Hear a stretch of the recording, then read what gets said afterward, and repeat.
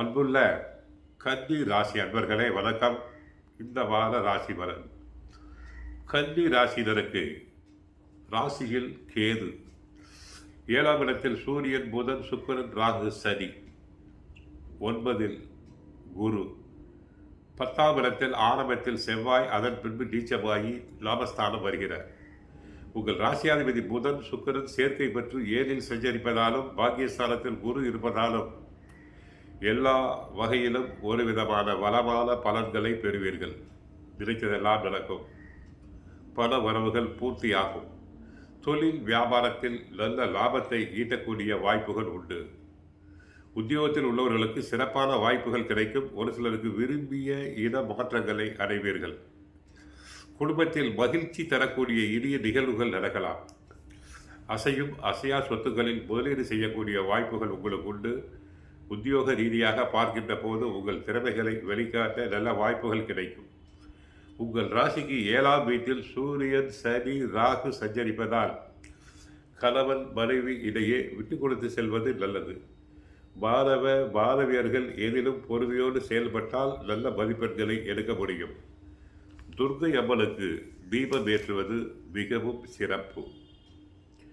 ராசிக்குரிய புதன் தற்சமயம் 7ஆம் இடத்தில் இருக்கிறார். மேல் அதிகாரிகள் ஆதரிப்பர்.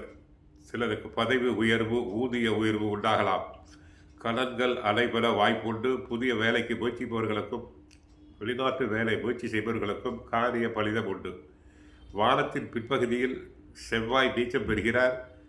அஷ்டமாதிபதி நீச்சம் பெறுவதால் ஏற்கனவே இந்த நிலம், வீடு சம்பந்தப்பட்ட பிரச்சனைகள் முடிவுக்கு வரலாம். பாக்யாதிபதி சுக்கிரன் நீச்சம் பெற்று ராகுவோடு இணைந்து ராசியை பார்ப்பது சுப பலன்களை குறைக்கும்.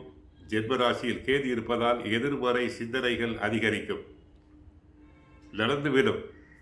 அதாவது பாக்யாதிபதி சுக்கிரன் 7இல் இருக்கிறார், ராகுவோடு இணைந்திருக்கிறார். சில சமயங்களில் ஏதோ ஒரு விதத்தில் காரிய தடைகள் வந்து நிம்மதியை குறைக்கும். யோசித்து செய்தாலும் எதிர்பாராத தடைகள் உண்டு. பொறுமையை கையாள வேண்டும்.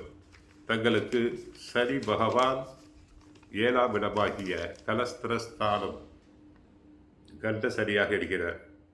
கோவிலுக்கு சென்றால் ஆஞ்சநேயரை, விநாயகரை, கால பைரவரை வழிபடுங்கள்.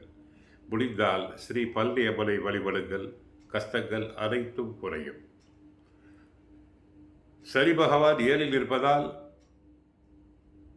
திருமணமான பெண்கள் கணவருடன் அனுசரணையாக இருக்க வேண்டும். அதிகம் வாய் பேசுதல் கூடாது. ஒரு வார்த்தை வெல்லும், ஒரு வார்த்தை கொல்லும்.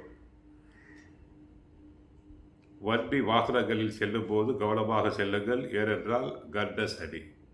மற்றபடி இந்த வாரம் சிறப்பாக அமைய வாழ்த்துக்கள். வாழ்க வளமுடன், மங்களம் உண்டாகட்டும்.